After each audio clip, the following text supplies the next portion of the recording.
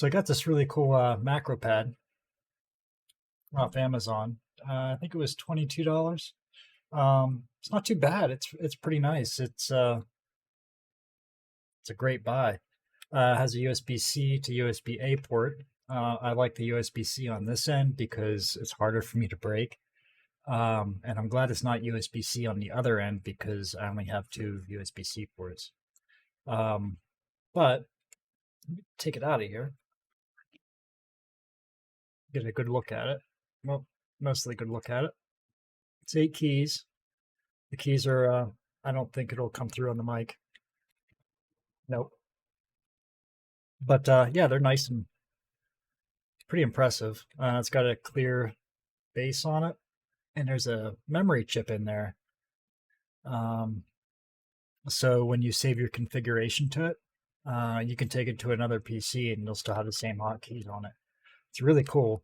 One thing I do want to note though is do not set any of your shortcut keys to Control Shift R, because if you got Firefox or your browser open, it'll yeah, just make sure your shortcut keys that you set to here do not do other things.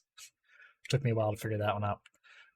But yeah, I set mine. I got 3 buttons here on the top for scene switching.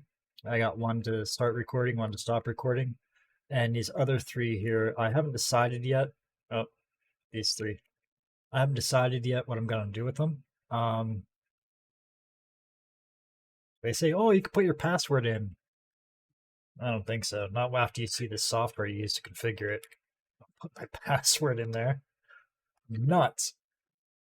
But yeah, it's nice. It's if you're going to be doing any recording or streaming, something like this for 20 to 30 bucks, you can even get the cheaper ones that are just beige. And I think the keys are really horrible. But you can get those as too. You can even get 4-key ones for like $12, $13, something like that. And I believe it uses the same programming software. So in essence, it's pretty much the exact same thing. Just this one's one of the more stylish ones in that price range. So yeah, so I guess what we'll do is I'll bring up the software here. Where we got here? Windows, and they do have Linux, Mac M1, and Mac x86 programming. And what the software does is it creates a local web server, and then from that it'll connect from that web server out to the device. It's kind of shady, but that I think that allows you to save the configuration to the thing. Now, to be quite honest with you, I haven't tried taking this to a different system yet to confirm whether the configuration is saved and I don't have to reprogram it every time. I'm kind of assuming it is because that's what one of the other people who have this said. I have no reason to take it. So, anyway, back on topic. So the software, I would show you the command prompt. Actually, I think I can. No, screw that. Let's switch to scene. And you can see my tabs I got open there. But yeah, this is the software. It just opens up in the web browser. You do search device, and you'll have your device listed here. Say a device 2x4, and connect. And then here's your settings. Mine was initially set up for 1 to 8, 1, 2, 3, 4, 5, 6, 7, 8. So what you do to change it is click on it. And I have mine as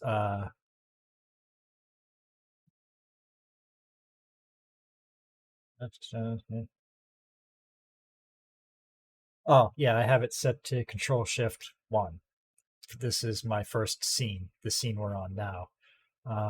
Let's change over to this one. So this is my first one. See here, my first one. my second one. Oh, I guess the camera goes away. Like so. That's simple. It's easy. Um, so once you you can change the keyboard. Let me try clicking in the right window. You can change the keyboard to a mouse button, joystick function. You can set up your own scripts. I looked at that and that looks really cool and powerful, but no. Your modifier keys like Control and Shift. You hit Edit and you select which ones you want. And this is the Windows button. And then General key, you just pick which button you want here. And you also have these for the Linux setup. Just cancel that. And you can add multiple keys to it too. So you could do Shift Control 1 9. That might actually be a good key combo because who's going to do those 4 keys at the same time? Let's see, what else do we have here? This is where you can set up your scripts. Different strings, so you can have it type in text. Password. If you're looking at this software, I wouldn't. It's probably okay, but it's probably not encrypted in any way either. So if you save the password onto here, I'm not going to dig too much into it, but if you save the password on here and somebody walks off with this knowing your password's in there, then they can either log in using your information or something worse. The device itself, if you got multiple, you can give it a different name. I actually might be getting a few more of them. Like one for streaming, one for recording, one for gaming, that sort of thing. I actually thought about getting one since it's USB-C, getting one to plug right into my phone and use that for buttons as well. I've only had it for 2 days, so I'm still figuring out cool stuff I can do with it. I'm not sure what this does. So yeah, and then here you can do a backup of your configuration.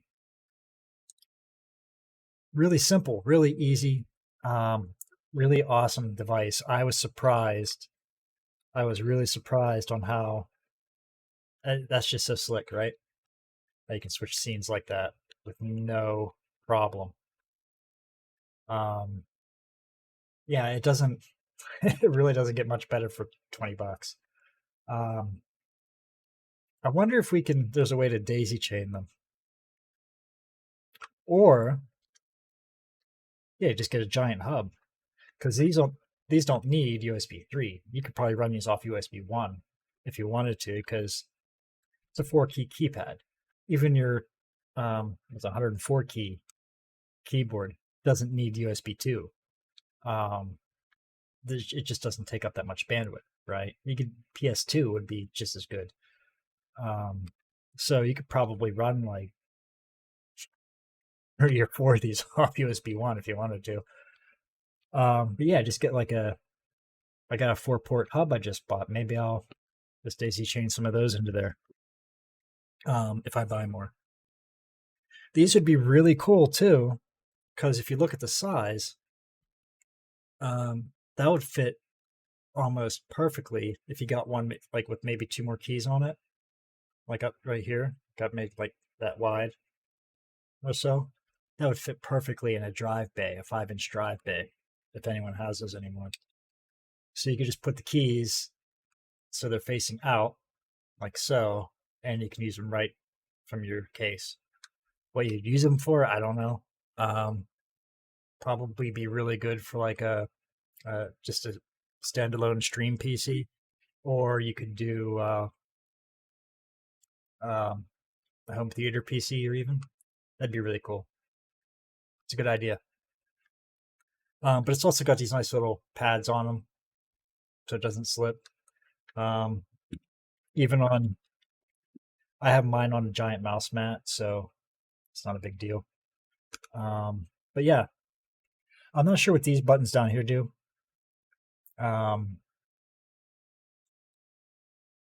Oh, okay. So you can have a function button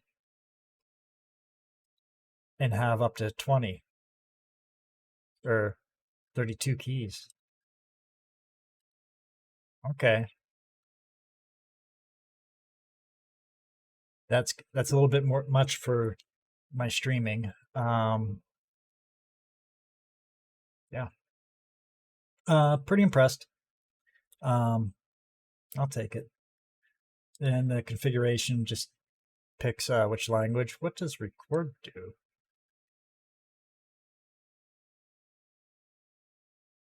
I don't know. Don't know what that does. I don't know what that does. Let's find out what that does. Oh, well, okay. So you can definitely see the oh. And don't let this fool you here, this two because they make these in 2 buttons as well.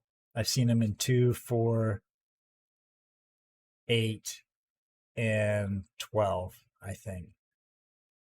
But yeah, I need to find more uses for these because they're nice. They're really nice. Yeah, if I had a 3D printer and a good soldering iron, I could probably make some. Yep. But if you have a need, if you're just starting to get into recording and streaming or just need some extra keys, I mean, you can even, if you wanted to, especially if you got the 12, you can do like your WSAD key here and then have all your buttons without having to buy one of those goofy looking game pad things. Oh, I hate those. They're ugly, aren't they? So you'll just have like a normal little keyboard, but it'll only take up, maybe that much space. I have to find one. I don't do much gaming anymore, but yeah, would be pretty nice. Yep. So that's that. I'll if I can find a link to it, I'll put a link into it in the description. I don't have the link to the software anymore, but if you just search for Sayo, as it says up here, Sayo device, and there's 2 different versions that I know about. The setting 02 is newer. I don't know if it has. I don't know if it has a help thing here or not.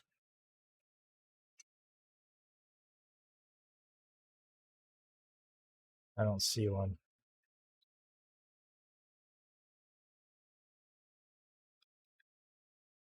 No, I don't see one. So yeah, if yeah, they're pretty good. If you have a use, get one. Streaming, recording, and stuff. It looks like it's going to be good for editing too, like with DaVinci. The only thing it doesn't have for editing that I would really like is a knob, so I can skip frames real easy. Yeah, that's that. Like, share, subscribe, all that fun stuff. You know how it goes. And enjoy.